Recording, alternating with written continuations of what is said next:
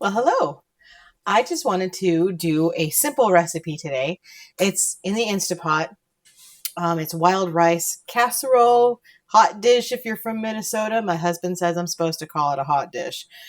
I don't call it hot dish because I'm not from Minnesota. Apparently, that's the thing here. Anyway, I love Minnesota. It's beautiful.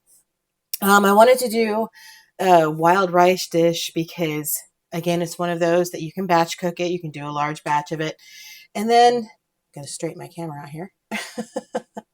um, it just tastes good. I love wild rice. Rice-a-roni wild rice is just the bomb, but I'm trying to stay down with the salt, even though I do add a little bit of salt to my cooking. This lets me control it a little bit more, and this recipe is delicious. So I wanted to share it with you. Now we're going to saute the vegetables first. But I'm not going to do it in the Instapot, although there is a feature in there if you want to make this as a one-pot meal, which I'd normally recommend. But I just wanted to show you sauteing vegetables without using oil. Again, we're going for the oil-free route in life, or as much as possible, so that we can let our fat cells empty out, our insulin resistance goes down, and we shed some weight. At least that's what I'm trying to do. So let's do this. For the wild rice casserole, it was actually originally supposed to be a soup, but I added more extra rice, and so it sucks up all the water, and I really like it as a casserole. We've got basically a medium onion. It's supposed to be about a half a cup. I like onion, so I just chopped up a medium. We'll throw that in there. I've got my pan already warm, which is good. We've got 2 stalks of celery. Throw that in there. Make sure we get it all in. And then mushrooms.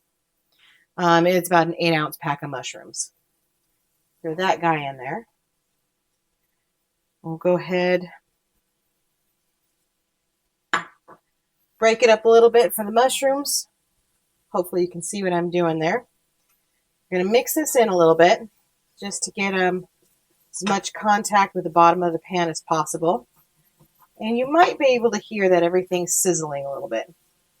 Now, the fun thing about sauteing vegetables when you have mushrooms in there specifically is mushrooms sweat, especially if you add a little bit of salt, just to get everything moving in the right direction. So we're going to salt that. We'll give it another spin of the spoon. Get it all moving together. You can break up your mushrooms as you go a little bit. Sometimes when they slice them, they're pretty big. I like them a little bit more bite-sized, even though they will shrink. Take a lid. This lid is not meant for this pan, so it's a little bit smaller, but I like it that way because it's a non-stick. I don't want to scratch it. So just put it on top of the vegetables. Like I said, the mushrooms are going to sweat, and they're going to release some liquid. Now, if you need some liquid as you're doing this, instead of oil, just have some vegetable broth ready. And you don't want to stir it too often, but you want to keep an eye on it so you don't burn it like I did last time. Hot dishes are really nice. They're really nice to be able to make. Again, for me, the batch cooking idea, I don't batch cook 14 different things on a weekend. I'll do a big pot of something that I want to eat, and then use our vacuum sealer to individually, freeze everything so that I can just pull it out and have a meal. But they're also nice for if you've got, church that you go to and you want to bring something to a potluck, or maybe to work and everybody's, chipping in on a potluck meal. This is really, really good. And other than the tofu, which we will be putting in tofu as a sauce, I don't think people would really even notice, other than the fact it doesn't have meat. Ooh, that's right. I was going to forget an ingredient. We'll be putting it in at the end. Got water chestnuts. I'm glad I remembered that as I was standing here talking to you. So yeah, it just makes it really, really nice to be able to have something in your back pocket that you can get into the Instapot. Instapot takes care of all the cooking on it. You can do all of the sauteing in there. The idea is still the same. You get them in the pan or the hot pot, the Instapot, hot pot. We don't know anymore. Just I've got it a little bit above medium. You don't need to go too high. You let them sit in there. Put the lid back on. The mushrooms are letting out a lot of liquid right now, so I don't need to put any liquid in there. You want to get everything kind of nice and brown. And then when we do put it in the Instapot, I will use a little bit of the broth just to release anything that's stuck to the pan so that we get all that good caramelized richness from the vegetables. And again, I would say, and I haven't given it to a non-vegan yet, but there's a lot of people that would enjoy this dish, even though it doesn't have any meat in it. It's just the flavors in there, the seasoning, it just all comes together, and it's fantastic. Easy enough to batch cook, and it's not very time consuming. It took me a while to obviously cut up the vegetables. Didn't have to cut up the mushrooms because I bought them already pre-sliced from the store. I had to cut up the onion, the carrots, and the celery. And then we're going to be putting in garlic here in a little bit. I just had some minced garlic in my fridge, so I didn't have to worry about chopping any of that up either. If I wanted to use like an actual clove, I love minced garlic. I just buy those cans of it, call it good. I'm ready to go with it. That's kind of the joy of being able to have everything just go into a pot and you're ready to go. So let's see how we're looking here. So I don't know.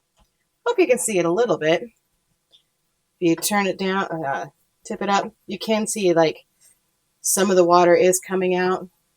You just want to move it around a little bit so it doesn't sit and get too burnt. And in fact, now that everything's nice and hot, I'm going to turn this down just a hair down to medium and let it keep on doing its thing. Just keep an eye on it. That's my biggest problem is I get distracted. And then I come back and my onions are burnt, and then I have to do more onions, and then the house stinks of burnt onions. And when you're cooking, you got to focus. And it's kind of embarrassing to be like, yeah, I burn things once in a while, but I do. I think everybody does. But if there's one thing that you'll find is I'm just not perfect. And I don't have my stuff all together.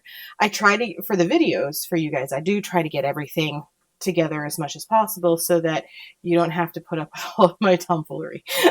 So there you go. One of the fun things with this dish was before I went whole food plant-based, like seriously, we had gone up, my husband and I had gone up to visit his family up north, and his uncle had actually made a wild rice dish. And he's the one that I got the idea for the water chestnuts. Now, we're not going to put those in now because if we put them into the Instapot, it's going to make them soft. And the great thing about his wild rice dish was those water chestnuts gave everything just a little bit of a crunch. You know, water chestnuts don't necessarily have a lot of flavor. It's the crunch. And it was really fun to eat it that way. So very excited about that because I haven't tried it with water chestnuts in this recipe yet. Now, what are we looking at? So, slowly starting. The onions are starting to get translucent. Let's see if we can. Whoop. See, not perfect, dropping things. But if I can get that up there, you'll start to see they're starting to get translucent versus the white. We want to get them a little bit brown. Not burnt, just pretty caramelized. So I am going to add a little bit of vegetable broth.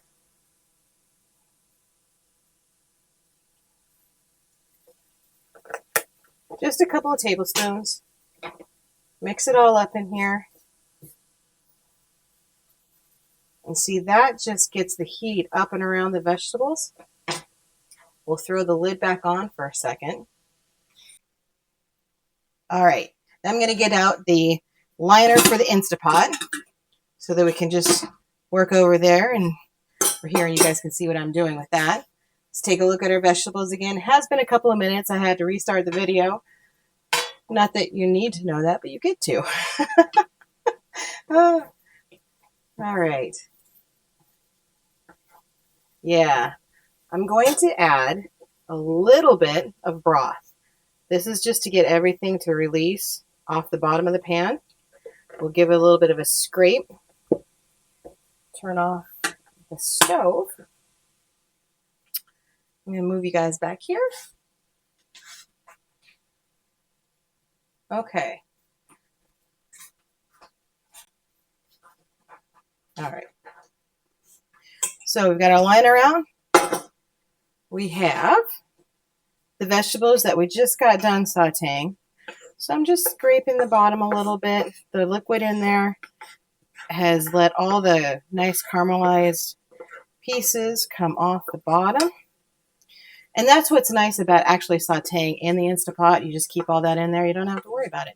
But I just wanted to show a better demonstration than the last time of sauteing vegetables without using oil. It's really easy. You just got to keep an eye on what you're doing. Just like as if you're using oil too. Okay. So we have our mushrooms, our onions, and our celery in there. Going to go ahead and add about 2 medium carrots. I always add extra because I love cooked carrots. And then 2 cloves of minced garlic. Throw that in. Okay. What else do we have? We have 1 teaspoon of rosemary leaves. Now, this is the way they look from where I buy them. So I actually ended up using a mortar and pestle just to be able to, because when you put them in there, I don't know if you can see that. You know, these are actually tough to chew through. They're the actual leaves. Put them in a mortar and pestle, grind them up a little bit, and then you don't have to worry about chewing through those. They cook really nice.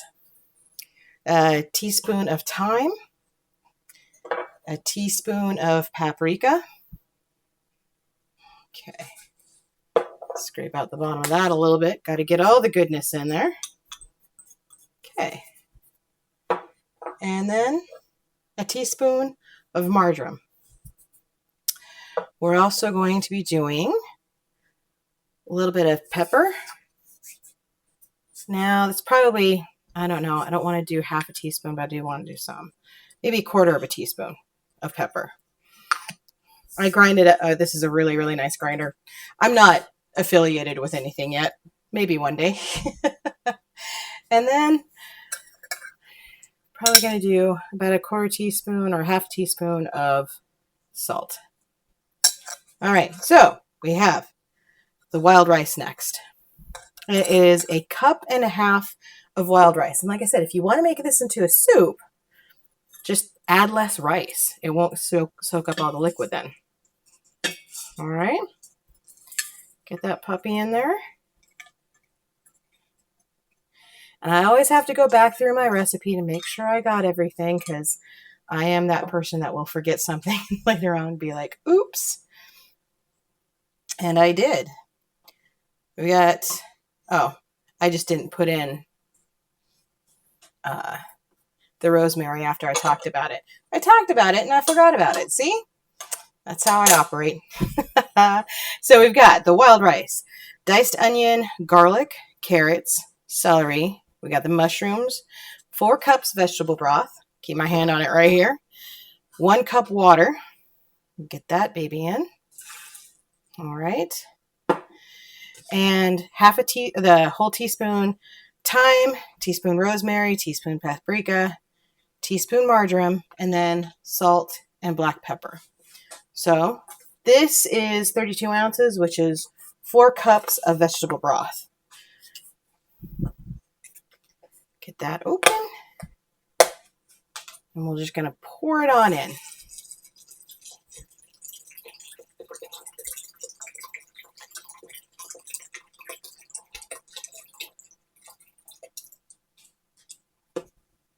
All right, give that a good stir. And then we'll put this into the Instapot.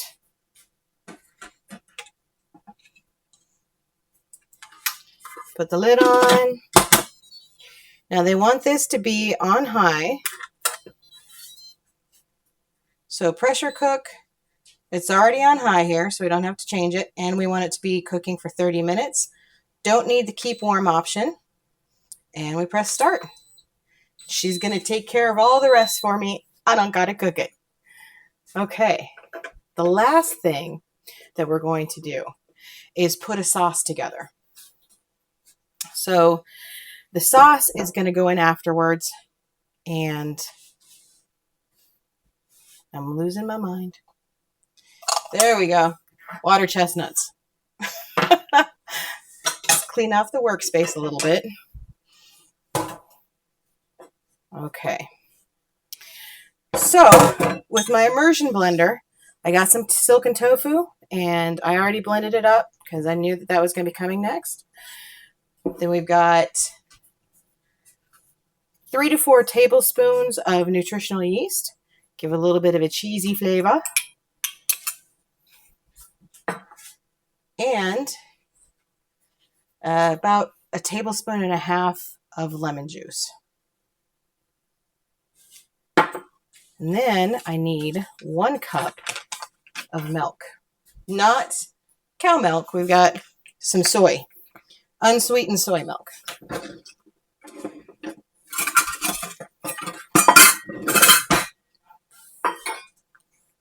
Okay.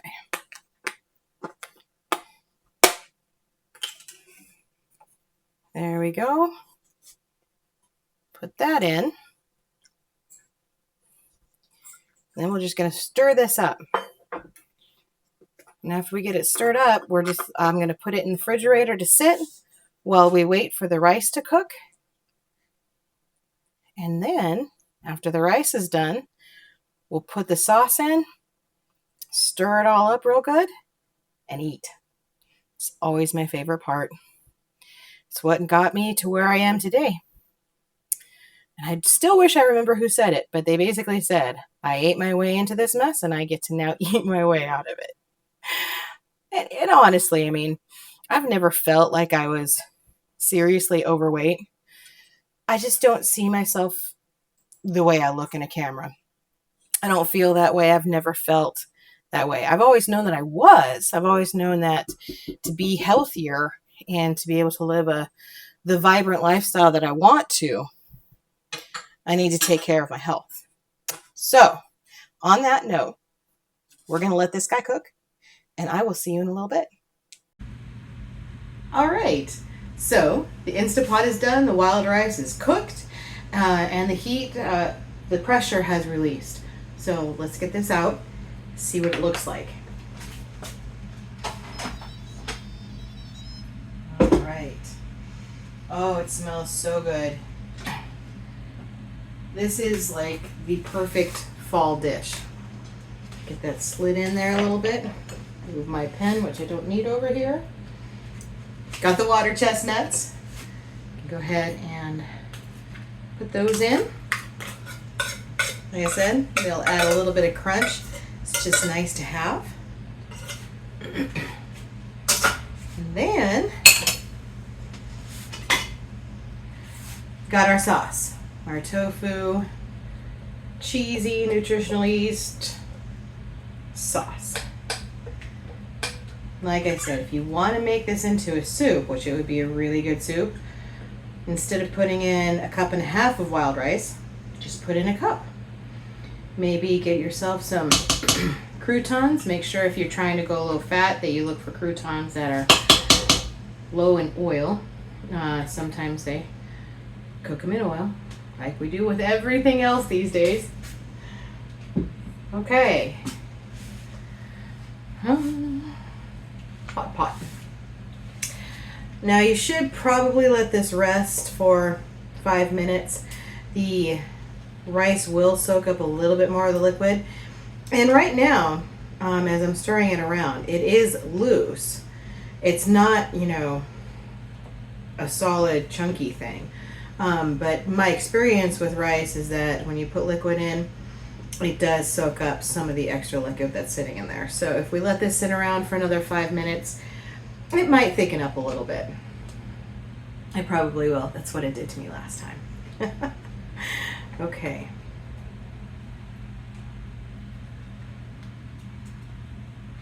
Oh, that's looking beautiful. There we go. And I'm not going to wait for 5 minutes. We're going to go dive into this right now and see how it does. When you put the sauce in, because the pot is so warm and all, you know, all the wild rice and carrots and whatnot in there were really warm too. It heats up pretty quick. So I did get some salt out. The whole idea with salt, just to back up the horse a little bit here, is if you've got heart condition, salt actually harms your endothelial cells, the cells that line your veins. So dropping out as much salt as you can is a really, really good idea. In fact, Dr. Esselstyn doesn't let his patients add any salt to their dishes. And I understand that. I'm not quite there yet. My salt level desire has dropped and will continue to do so, which is wonderful. In the meantime, if you're cooking, try to put as little salt in as possible. Going whole food plant-based naturally drops the salt. You might find it in cans of beans. Maybe look for unsalted cans of beans. With the vegetable broth, this stuff in particular, for 1 cup, does have 550 milligrams of sodium. So that, you know, it's probably more than if you're trying to go whole food plant-based because of heart conditions. For my high blood pressure that I'm trying to, you know, make sure I get rid of for the rest of my life, I am trying to get rid of more salt. But in the meantime, when you drop processed foods, when you dropped cooking with meat, when you drop cooking, eating fatty stuff, all the chips and you know, everything in the aisles that you're not supposed to be in because it's not fresh, it's not full food. When you drop all of that stuff, that processed food, you drop a lot of salt.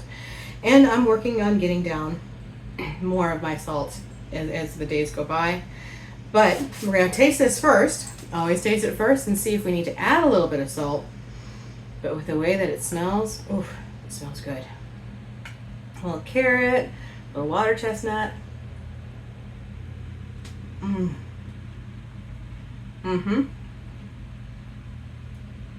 That is really nice. And yes, for my taste, it does need a little bit more salt. So I'll add some in when I sit down to go eat. But the seasoning in there. This is warm comfort in the fall. So this is a dish that is on rotation for me now. I love to have it around to be able to eat it. I've got my lunch for tomorrow. And if you want to add other vegetables in there, you know, peas, corn, I wouldn't cook it in the Instapot, but adding it in afterwards and letting it sit and get warmed up, that would be really, really good in there too. I could also see steaming some broccoli flowerets or cauliflower, more cauliflower than the broccoli, and adding this in too. So when you're cooking a recipe, don't be afraid to be changing things up. This is for you, it's for your taste, and it's for what you love. And right now, I really wish I had some cauliflower. I'm gonna have to do that next time. On that note, for veggie steak, eat for your health. I changed it up a little bit because that's what I'm trying to do, and that's what I want to be able to encourage you to do. You are the hero in your story. You gotta take the bull by the reins or the diet by the reins and do what is right for you so that you can be the hero of your own story. On that note, God bless.